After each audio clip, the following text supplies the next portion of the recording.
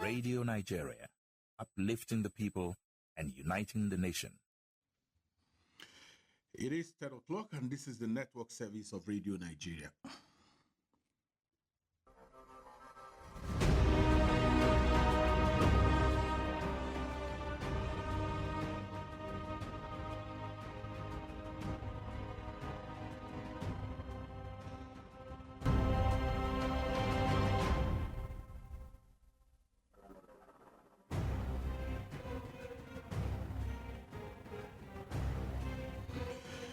Good morning, listener. Welcome to another edition of Electoral Reform Hour on the network service of Radio Nigeria, your platform for thoughtful conversations on building stronger, more credible electoral system in Nigeria.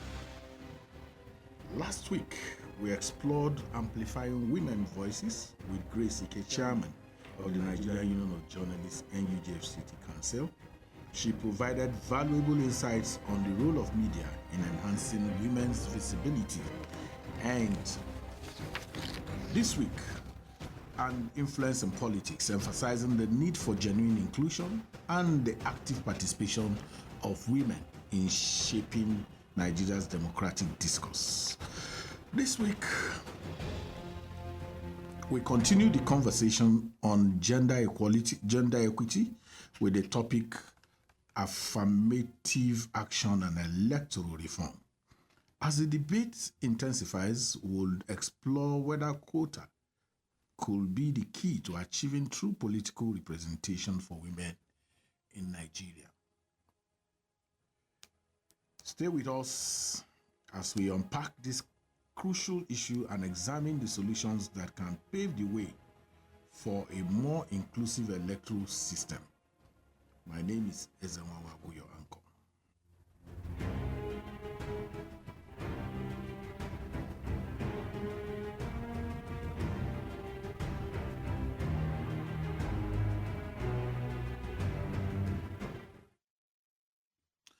Electoral Reform Hour is a program aimed to foster inclusive dialogue among citizens from varied backgrounds concerning electoral reform and constitutional amendment, enhance public understanding and awareness regarding electoral reform, and possibly compile and present citizen-derived recommendations to the National Assembly and the Independent National Electoral Commission for consideration. This program is brought to you by Peering Advocacy and Advancement Center in Africa with support from MacArthur Foundation. Affirmative action has been a powerful tool in many countries for addressing political exclusion and promoting equal representation, particularly the women and marginalized groups. Through the introduction of quotas, these countries have managed to diversify their political landscape and ensure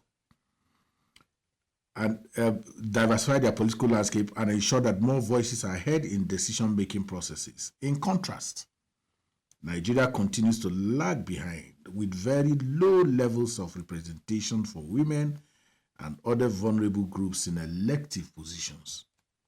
Despite years of advocacy, legal efforts, and policy proposals, the political space remains dominated by a small privileged segment of the society. This persistent imbalance raises important concerns about the future of inclusive governance in Nigeria. Could the adoption of electoral quotas, whether through constitutional amendment, legislative reforms, or party-level commitments, be the turning point in addressing political inequality? And if so, what will it take for Nigeria to move from rhetoric to action? To help us unpack these questions and explore the way forward, I'm excited to be joined by Brenda Anugwom, the Chief Executive Officer of Nigerian Women Trust Fund, NWTF. She is an experienced professional in international development with a strong background in social development, governance, and human rights. Brenda has over 2 decades of experience working on issues related to gender equality, legal reform, and public procurement. She's served in key roles, including legal advisor to Médecins Sans Frontières, MSF, in South Sudan, and procurement legal expert for the Nigerian Governors Forum. She holds an LLM in Rule of Law for Development from Loyola University in Chicago and is deeply committed to advancing women's participation in governance and addressing systemic exclusion through institutional reforms. Brenda, it's my pleasure to welcome you. Thank you very much, Adawa. Good morning. So this month has been for us women. We've opened the platform for women to have conversations on inclusivity. We've had journalists and different women organizations coming to RAPA, GSI, and then you are here now, and NUJ. What's the justification for introducing gender or minority quotas in Nigeria's electoral system, especially in light of our national commitment to equality and non-discrimination? Thank you again for having me, and thank you for the question. Yes, we have a constitution which under Section 42 clearly prohibits discrimination of all forms, irrespective of your gender, creed, religion, etc. However, the same constitution provides for Section 26(2)(a), which clearly creates 2 classes of citizenship in this country. So, I mean, talk about saying something in one end and then the other end taking it back. So that is exactly why we need a quota system, because the system is discriminatory from the supreme law of this country. We need more women in the governance space, not just because we just want to have women there, but because we need people who would table the feminine side.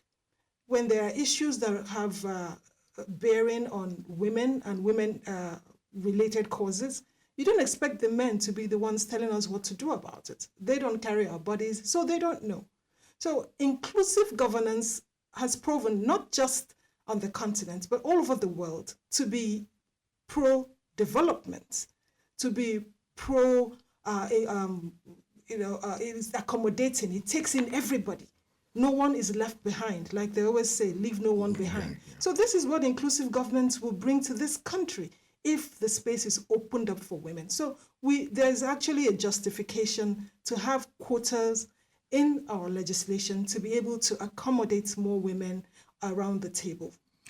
And you've come in as CEO of Nigerian Women Trust Fund. So you should just share a few minutes what the Women Trust Fund is about and what you'll be doing to facilitate the response that you have just given to us.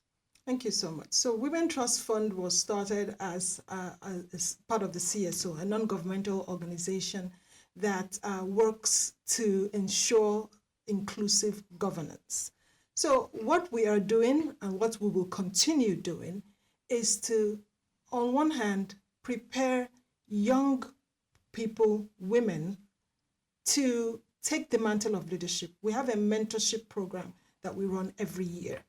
And it is just to prepare women, young women between the ages of 35 to take on leadership positions, to have the confidence to come to the table and, assert their rights. We also have programs where we organize to educate women in violence, what constitutes violence against women and girls, VAG.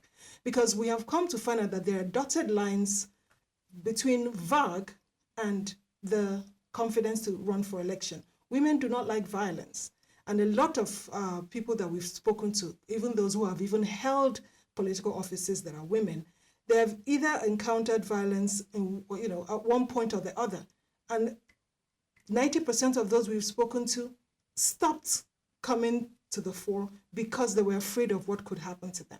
So that also we are doing. We are trying to address it by enlightening young women, enlightening women in general, so that they know exactly what constitutes this. And we have a law. We have a Violence Against Persons Prohibition Act 2015. We should be able to identify when we have when there's VAG around the corner, and then we should be able to know what to do in compliance with the law. So NWTF is doing that. And also NWTF also observes elections. So whenever there are elections, we are there. Women's situation. Absolutely, to ensure that we have, compliance. We're to ensure that we have a lot of women who are voting, who also know their voting rights. And it gladdens our hearts whenever we go and we find a woman running for office. Whether they win or not, it doesn't matter. The fact that they show up, it means that they are trying to pave way for the next generation coming. Excellent. So we have a policy aiming for 35% women's representation in public appointments. That's the gender policy. And I have a problem with policy, Why not law? 2021, 2020. What's lessons from the experience of implementation or attempting to implement? I'm glad you said that. From the design of electoral. I'm glad you put the last part, attempting to implement. As we know, policies are not justiciable in this country. And Nigeria being a very litigious country, if you want to enforce anything and you don't have the backing of the law, you are losing ab initio. So we've had experiences trying to assert this policy. That was why 4 years ago, women groups came together along with the Nigerian Women Trust Fund and went to, took the government to court. In 2022, we got the landmark judgment, which actually stated that the government, in their appointments, are being discriminatory by not having enough women. And the court cited the fact that we have this policy. But since 2022 to date, nothing has shifted. In fact, we have the worst numbers in the National Assembly in terms of, men to women ratio. So implementation, again, we know it's not going to go further because it doesn't have the force of the law. So that's why we are pushing for there to be an amendment to the electoral laws, starting with the Constitution, starting with Section 26(2)A, which we should actually look at as a human rights issue, giving women the same kind of citizenship as men. And then from there, we can now move forward to, having an affirmative action component, clause, provision inside the Constitution, like our brother countries like Senegal and Ghana already have. They have gender parity laws. And it's time we get the same in Nigeria as well. Yeah, I'm happy you talked about Ghana and Senegal, but in terms of implementation of quotas, I think South Africa and Rwanda seem to be leading and with some varying degree of success. But what frameworks could Nigeria adopt, and what contextual challenges do you think might arise applying the same issues here? So I'm glad you mentioned South Africa and Rwanda. I remember when I read about Rwanda, and I wanted to know what was it that touched President Kagame to open up the space for women. One of the analysts that wrote about Rwanda said, a lot of men had been killed during the genocide, so the space was open for women to come in, and since then women have dominated. I don't think that's the route we want to go through, but then we envy Rwanda for being number one in terms of having more women in their parliament. People were killed in Senegal, in Sierra Leone and Liberia. And still nothing happened. A lot of men, so it didn't... So maybe West Africa is different. But I would like us to go through the legislative route. And that's because, like I mentioned before, Nigeria is a very litigious country. Before you know it, someone is going to court. And we have, right now we have a very popular phrase, go to court. It has not led us anywhere. Let's have this enshrined in our laws. Let's start with the Constitution, because that is the supreme law. And once it's in the Constitution, it will have a trickle-down So if you don't effect. go to court, where do you go to? Well, that is another question we should No, because ask. really, when we derisively take what is civil in terms of where you go when you have conflicts, so it really, the law should be the place to when in terms of contests, that's a different matter. Yeah. But for policy issues of this nature, the court should be able to adjudicate. Like you said, the courts should be able. I remember when I was in law school, we always said the court was the last hope of the common man. I don't think we can say that right now, given all that has happened, from glitches and the rest of it, to all the things happening during elections. I don't think we can say that anymore. People who want justice now, either they go to very dark man or they go to break the family. I don't know. No, I don't agree with you. I don't agree with you. That's there are, the challenge with our country is the people who go and get justice don't say anything. Okay, so it's when they don't get justice they talk about it. So sometimes that now becomes the cliche, but because if you win your case, there is nothing to quarrel about. Absolutely. And there are many people who win their cases. And they don't talk about it. So maybe it. that's what we should do. Yes, so people should talk about winning their cases. Yes, so should quotas be legislated at the national level, national, state, or local government level, or incorporated into party constitutions?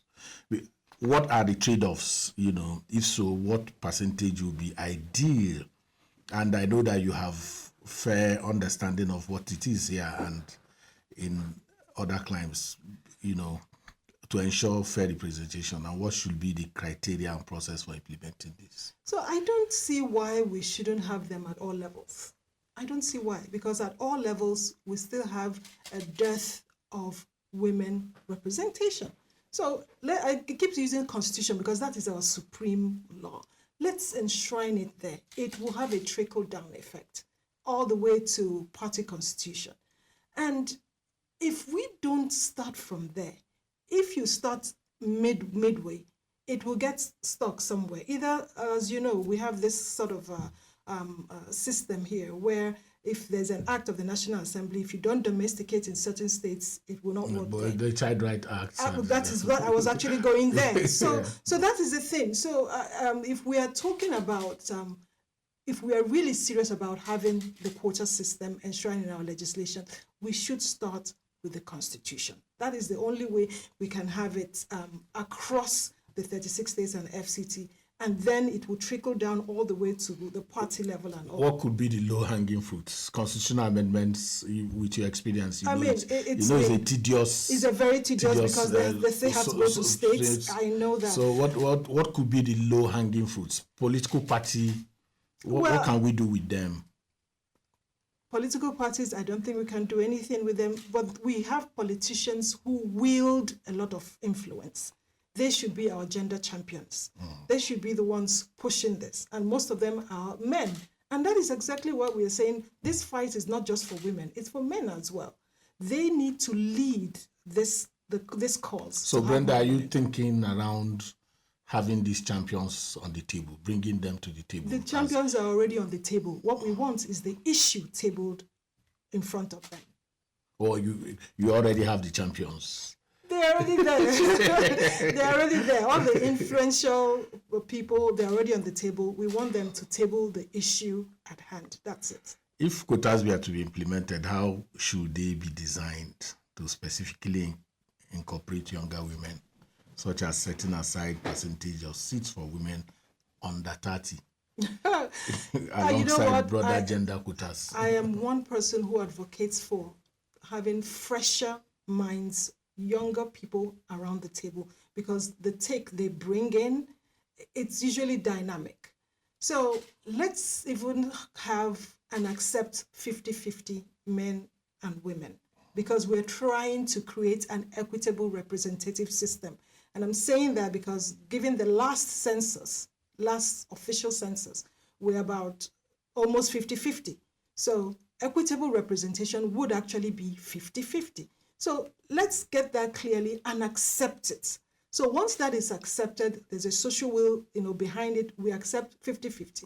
And then within the 50 of both men and women, then we can assign a percentage for younger people, because people we living need with disabilities. PWDs, because we need everyone. Every group should be at the table. Every group should. So, Brenda, I always ask this question. Looking at where you have come from and how much you have achieved, why are people like you not telling your own stories and helping this younger generation that you are talking about see what they can grab from your own journey in? And then we have also multiple women organizations. In terms of the struggle for these gender laws that are in the National Assembly, why has it been difficult to put together a coalition like we saw with the Not Too Young to Run? Okay, so first let's address me not telling my story. I did mention here that we run a program yearly, and our target is young people, women between the ages of 18 and 35. So they hear my story, because we don't know that. Okay, I'm saying it right now. They hear my story. I share my story, and I'm using this platform. I'm here with you to also share that, my story. Nothing comes easy. Everything you have to work for, if you have to appreciate it, and if people should appreciate you, if you want that respect and appreciation from people. So we run that program in order to tell our stories. Tell a bit of your story, then you can go back to that. That's why I brought you. Okay, a bit of my story. As you know, I am CEO Nigerian Women Trust Fund. But before now, I have worked in several countries: the United States, Central African Republic, Sudan, South Sudan, Ethiopia, Sierra Leone, and of course, Nigeria.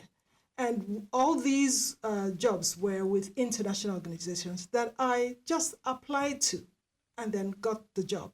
And the reason why I applied to them is to show that even though we're Nigerians, we are all part of this entity. We have a lot to give the outside world. And whenever I go out, I carry that badge of honor, that flag on my forehead, to show this is what we are. And I always know that whatever I do, I'm representing my country. So till I return to this country, it has always been, let's everyone know that women can do it. But there are challenges that you encounter. Of course there are. How did you overcome them? Well, you overcome. You sit at the table, you talk it over, and that's one thing I like about civilized encounters. People sit down at the table and talk things over. And when you put intellectuals in a room, you can shout over each other, but at the end of the day, you come out with something that everybody agrees to. And that's that social will we're talking about. So when you go out as a woman, as a Nigerian, you remember that you're carrying the flag, and you remember that you can be a story. We actually have women who have held positions around the world, and they are stories now, because we use that knowledge-based advocacy to teach the younger ones and let them know, if these people did it, you can do it as well, because that's how we grow. So that's basically my story. Very short and precise, but I do tell my story. Okay, so talk about creating movements, women movements that can become champion. Mm-hmm. Because I see I call it territorialism, people carving out small territories and being the lord and master in those territories. And there's not that, I don't know if it exists, maybe you will know, of some kind of fused movement that can really reduce the personality cults and emphasize more on the common objective. What is there something around that? So I will agree with you that maybe physically you don't see some sort of coalition, but when it comes to the topic, the issue, there is a lot of CSOs I'm very aware of are behind this additional seats bill, including ones that are led by men. And if we are bound together by the same issues, we may not sit at the same table, but I think we're fighting the same cause. So there is some sort of the experience during the Not Too Young to Run shows that the boots have to be on the ground. Absolutely. By the time the committees went to Lagos, I remember vividly, to harmonize the laws, the age reduction bill was not on the table. Yeah, it wasn't even passed in Lagos. Yeah. It was the boots that came on ground that forced the inclusion of that bill and its eventual passage. Well, let us even start aligning intellectually. From there, we will be able to get the boots together. Yeah, but much more than that is also these young people that you are talking about. Is there some measurement in terms of I know you've done this in the Nigerian Women Trust Fund, mentoring. Is there a way to see the impact of what the work that you're doing and now what that has meant in terms of shifting the needle a bit? So we do have some demonstration effects, and the ripple effect from the implementation of whatever they learn. So after the training in the center, they go back to their states, they meet with their mentors, and they are mentored for 6 months. So some of them have afterwards set up something similar in their communities, and they're mentoring girls. They're telling girls, when you go to school, aspire to be the prefect, aspire to be the monitor, depending on the level you are. And, we've had success stories from different parts of the country and in communities that you would think, oh, maybe nobody will talk about this because it has to do with women. No. Some of them have started movements with girls who are still in school, because leadership starts from there. If you start believing and seeing yourself as a leader from a very young age, you definitely end up being one at one time. So we've had some ripple effects, some good news, actually. Absolutely. It's still the Electoral Reform Hour, and you can be part of this live program by sharing your comments via social media platforms on X at PAACA.ng with the hashtag Electoral Reform Hour. And you can leave your questions and comments for us on Facebook via PAACA and WhatsApp number 0816-8083-424. The phone lines will be open soon. Don't go anywhere. Reform Hour on the network service of Radio Nigeria. We'll be back shortly. Are you ready for change? Join Peering Advocacy and Advancement Center in Africa, PAACA, every Thursday from 10 to 11 a.m. on the network service of Radio Nigeria for the Electoral Reform Hour. This program will amplify electoral reform campaigns and provide citizens with opportunity to make meaningful contributions that will strengthen our electoral process. If you get the presidential election in place and National Assembly in place, and something happens to the governorship and the state assembly, there will be a president in place, there will be National Assembly in place. They can play a key role in making sure that the gap does not affect our constitutional stability. So I think that the way we are going is much, much better, and we should stick to it. It has worked for us and it's working for us, and there's no need to change what is working as of today. Part of the things we used to grapple with then was the issue of ballot box snatching. You also would grapple with the issue of using police officers to even snatch the ballot boxes, the police officers that go with the politicians to the polling units. Over time, we saw that some of those issues that were identified, there were steps being taken to address them. I think for INEC to build the confidence of citizens in whatever technology it's deploying, it doesn't really need to wait until there is an official complaint. The electoral process, if we don't have women engaging or being represented, it means that our electoral process is not democratic, because democracy in itself is about inclusion and is about representation. Let's embark on this path to significant transformation and well-informed decision-making together. As the National Assembly, INEC and other stakeholders work toward improving our electoral process, you too can be a part of the decision-making process by participating in the radio program. You are on to Comrade Abdullah Mohammed, aka Aluta Osmis. I'm calling for Brenda Local Government Area Council of Lagos State. I want to ask if a non-INEC staff is found with EC8, that is INEC original result, filled before the conduct of election, what will be the penalty of such non-INEC official? My name is Mr. Zion. I'm calling you from Bayelsa. Bayelsa State. When it comes to elections in this part of the world, we are not sincere to ourselves. We are so hypocritical and we are so criminally minded. You don't see the sincerity in us. You don't see the patrioticity in us. If Big Brother Niger can conduct election electronically to get their winner, how come Nigeria as a country, we cannot achieve the same results? Let us go back to the normal form, where you come with your paper, the community is here, they can see my face, they can see my picture, you tick me, I go straight to the voting system. Let us learn to save the money we don't have in this country. My name is Isaiah, calling from Abuja. The other day, we were looking at the website of the current political party that is leading in the country, and then we found out that on the part that states their vision and mission, there is nothing pertaining to a particular vision that holds the party together. And then it's beginning to look like in our political party system that most political parties are just a conduit fight for leadership positions, which is not what we see in other clients in other countries. I'd like to hear what the guests in the house really have to say about this. Remember, democracy is for the people. Let your voice be heard. This message is brought to you with support from MacArthur Foundation. PAACA, making democracy work for the people.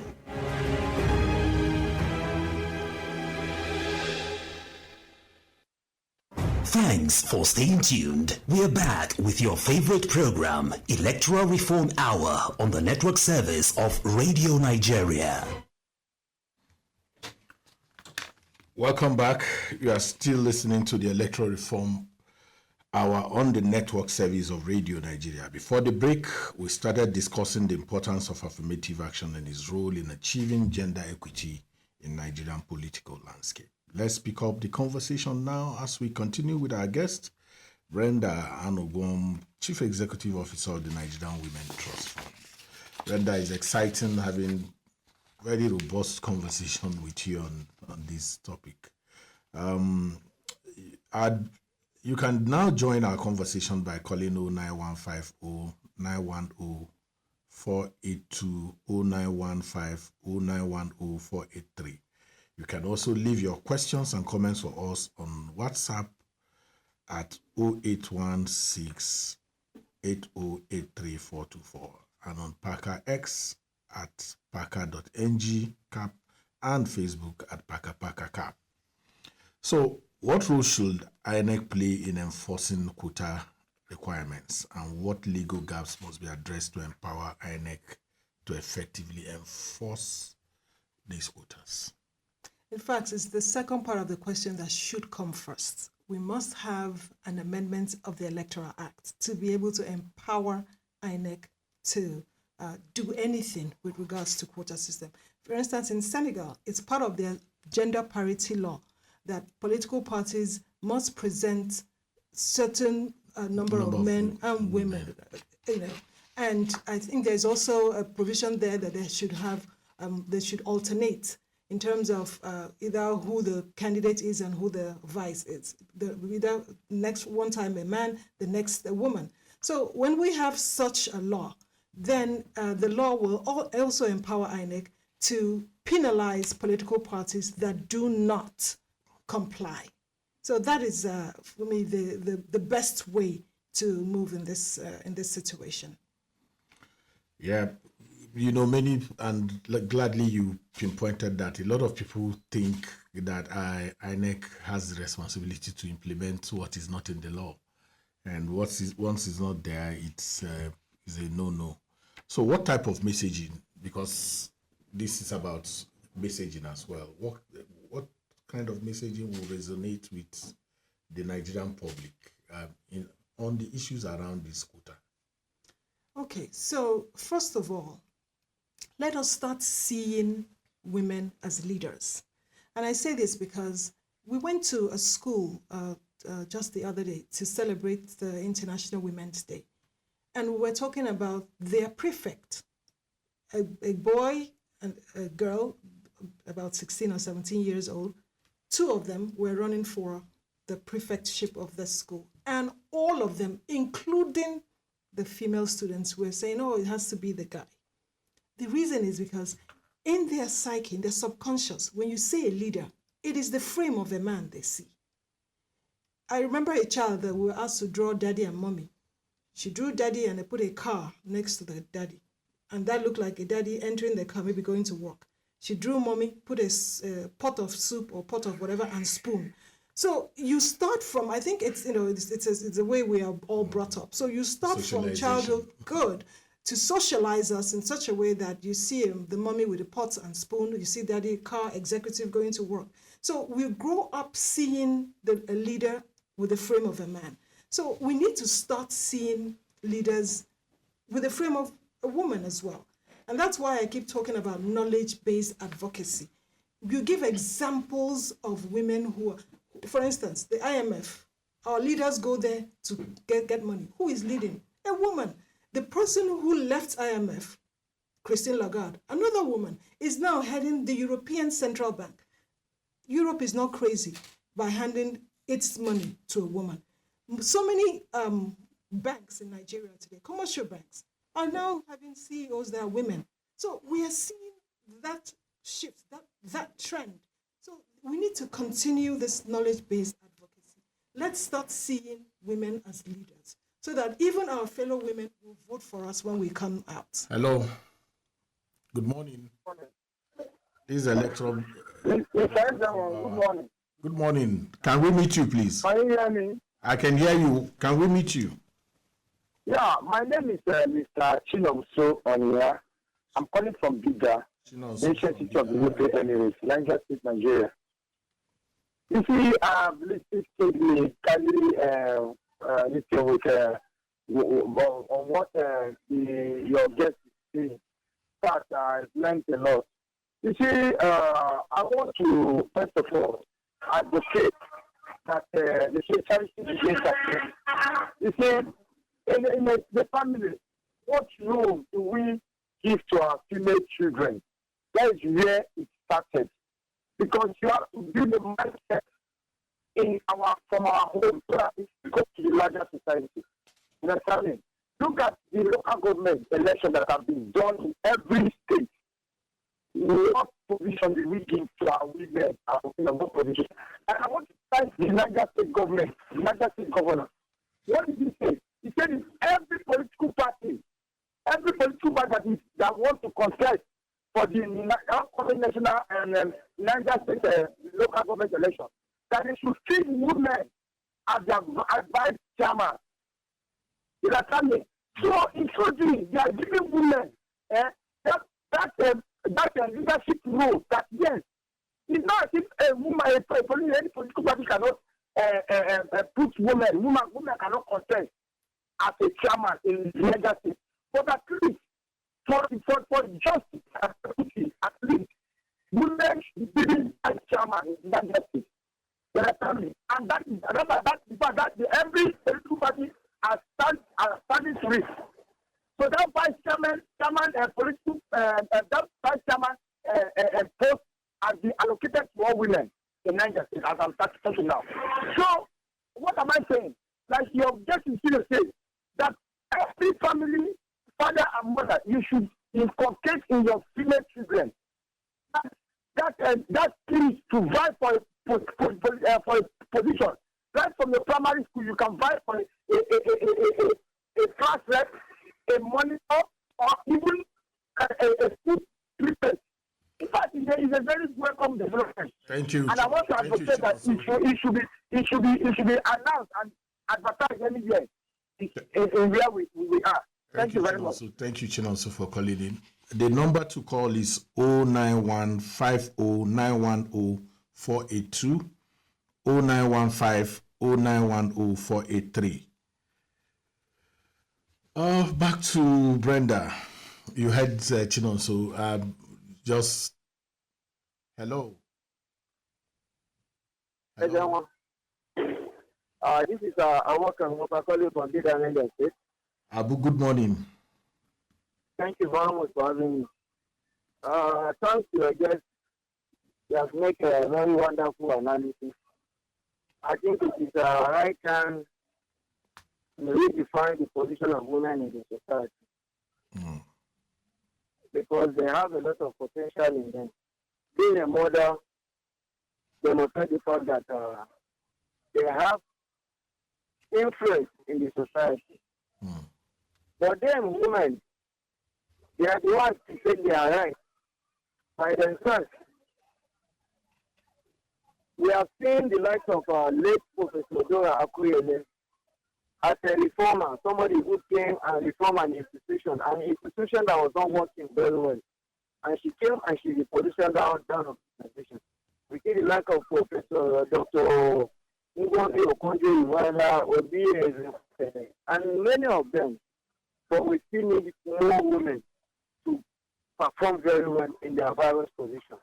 Currently, I think Minister of Education is women. As I'm talking to you, so many things are affecting women in our society. When you talk of out-of-school children, women have the highest percentage. So I don't want to take much of your time. The women need to ensure that they work out this issue of our woman poverty index, woman development index. Some governors have started giving free education to women, like Igawa State, I think, free education up to doctorate level. So women need to redefine their position. They need to do very well so that women take their rightful place in our society. Thank you, Abu. Like now, the governor of Niger State has given special slots for women. So they need to do more. Any position they have, whether it's elected position or appointed position, they should do very well. With this society, we realize that, yes, they have potential in them. Thank you very much. Well, our own Hamina Mohammed is Deputy UN Secretary General, and that's also huge in terms of the boost for. Yeah, you wanted to intervene before I ask. Yeah, I mean, I really liked what the first caller said, and it goes down to what we talked about, the way we are socialized. And then he talked about, the governor saying every political party should have a vice chairman as a woman. Why not chairman as well? Not just the vice. And, I'm one of those that believe in this twinning theory.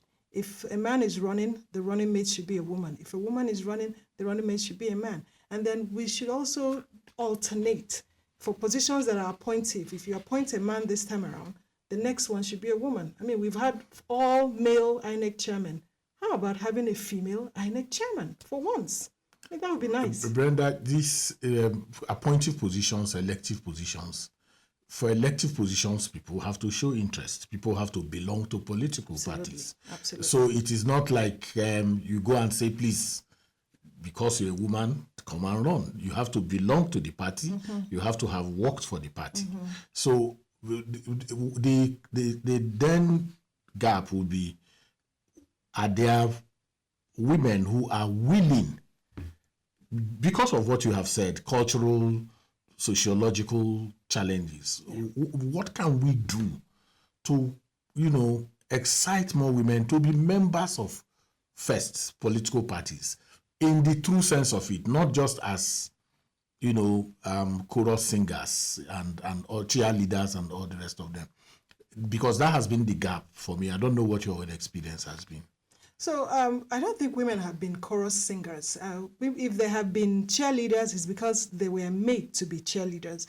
Every woman who joins a party wants to belong, wants to contribute, wants to do whatever the others, the male folk, they're doing. However, in a situation where a chairman of a party must be a man, and unless there's a position called women leader, then you have a woman. It's demoralizing. It doesn't motivate anybody. You have to contest. So, but that's the thing. You cannot contest when you're facing. Okay, like I keep telling you, one of the challenges that women have is this violence. When you know that you heard a case of a woman who ran into her house and then they set her house on fire with her in there. The other one, they came in front of her husband and shot her. All these sort of things happen to women leaders. And what is done afterwards? To men as well. Yeah, but then when it targets women, it's as if it's going to silence them. These are the things we talk about. When we enter a political party, nobody sees a leader in you. That's the first thing. So you have to assert yourself and become either bossy or whatever that is. They give us so many terms, bossy, pushy, whatever. and then you are seen, and then you are now given women leader position. Nobody will want to vote for you to be a leader. Even your fellow women will not vote for you. I mean, we had women contest to be president at one time. There was one time a woman got 1 vote, and there were women there to vote as well.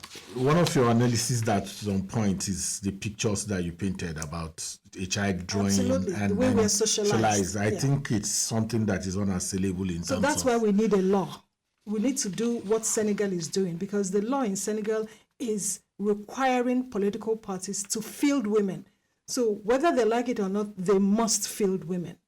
And it's working. So we need that here too. I'm just, thinking about this gender bill that failed in the Ninth Assembly and what can be done. The 5 of them. What can be done to review, re-energize the struggle to get them passed. What can we do? What new thinking or what new strategies can we adopt to push these bills in the 10th Assembly? So one of them now is this additional seats for women, and it's already before the National Assembly. And there are voices behind the bill. There are people who wield a lot of influence that are saying, yes, it is time. So we will have to continue our advocacy as CSOs. That's actually where our powers lie. We have to continue our advocacy as CSOs. We have to continue talking about it. We have to keep having regular programs like this, like the one you're having. And we keep talking about it, laying emphasis on the goal. It's not just to have women there, it's to aid development. This country will develop if we have inclusive governance. And let's look at other countries in the world and see how they're moving when they have women. So we're not doing it just because we want to put women there. It's just because we want the country to move forward. So if you want to move forward, we have a World Bank study that shows that we have less corrupt people who are women than men. That's a 1999 report. It's actually online. Anybody can check it out. So if we want to fight corruption and they say this group of people are less corrupt, don't you think we need to bring more of them in? Yeah, just for the purpose of supporting you on this program, I'll do so. I'll just keep doing so. Yes. Good morning. This is Electoral Reform Hour on Radio Nigeria. Good morning. So away from the particular to the general, there's all sorts of amendments that's been thrown into the Electoral Act 2022. They are in the works right now. Conversations around the bill to establish the Electoral Offences Commission. What do we do about early voting, for people on essential duties, civil society people, media, the armed forces who work on election, can they vote early? Diaspora, electronic voting.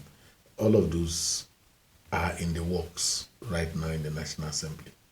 What are your thoughts around those? And then more importantly, also the question of whether we should have our elections in one day.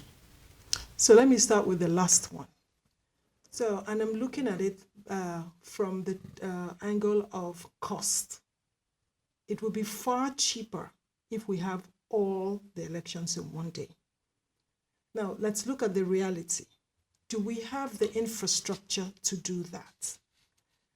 If we are moving towards passing that bill, I don't see, it's not a bad deal, it's not a bad bill.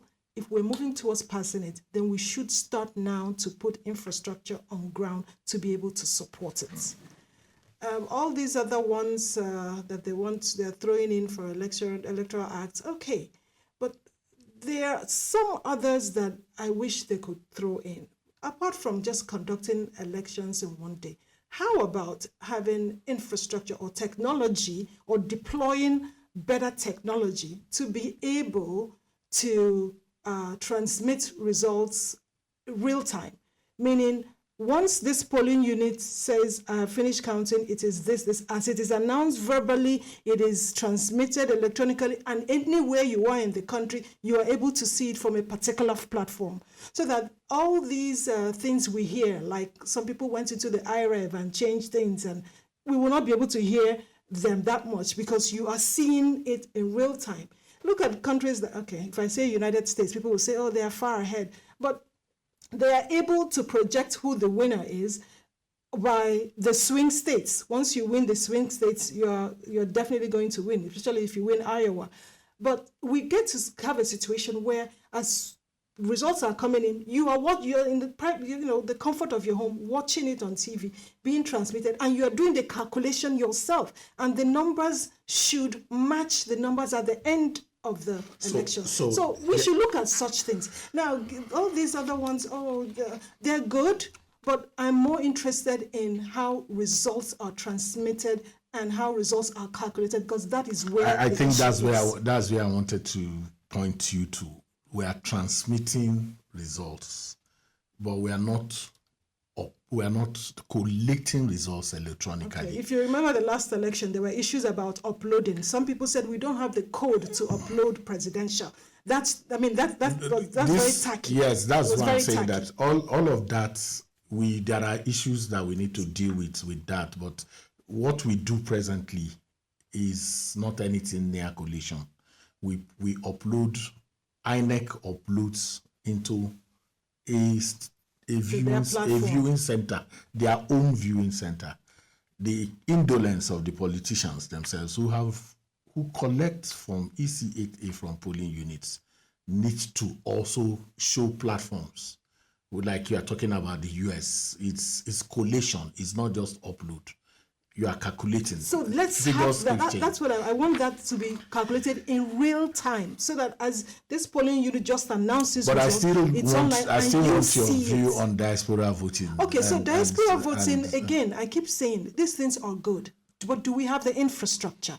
Do we have a way to control? Just this morning, we're talking about, it was actually on the news, about JAMB having glitches. So if someone can go in and hack the system and make glitches appear in one part of the country or the other, how are we sure that when you do that diaspora voting, someone will not hack the system and change figures? So we need to have the infrastructure to do these things. These things are good. I remember going to observe elections in Ghana at one time, and the lady who was stamping my passport said, oh, I have voted earlier. So she knows that election is coming, so her group of people were allowed to vote earlier. And people were really commending the last elections in Ghana. Guess what? Their own INEC chairman happens to be a woman. So why don't we try that? Excellent idea. It's not a voting thing. We'll have voted for a woman. It's appointive. It's appointive. I'm using this opportunity to say it out. Say it to the universe. And then more importantly now for the country is also the challenge of offenders. Okay. Because we've toyed with crimes in elections, and there's not much being done for consequence management. So you're right, but I do remember one professor that was jailed somewhere in the South for manipulating results. That is one. So we need more of that. And I've always been one of those who belong to the school of thoughts that keep saying that we need that Electoral Offences Commission, because we need to punish as fast as possible. If there's an infraction in 2025, you need to receive your penalty instantly, because that will now dissuade the next person who wants to do it in the next elections. So yeah, I agree that we should have Electoral Offences Commission, and that bill, this is not the first time it has been brought up. So we're hoping that this time around it could be passed as an amendment to the Electoral Act. We're on our home stretch now. So what coming back to quota, that's because that's where we started, and I would like to end there. Yeah. What's the most surprising argument that you have encountered against quota?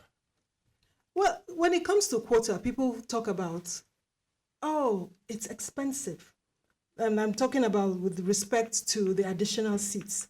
They said, oh, we are saying that the Nigeria's National Assembly is the most expensive in the world, and you're thinking of adding additional seats. So you look at it this way. Even if you don't add additional seats, it will still gulp the amount of money that it is currently gulping. And if not possible, much more. So additional seats is for us to have more women there. And since we already have a World Bank study saying we are less corrupt, perhaps additional seats will not gulp too much.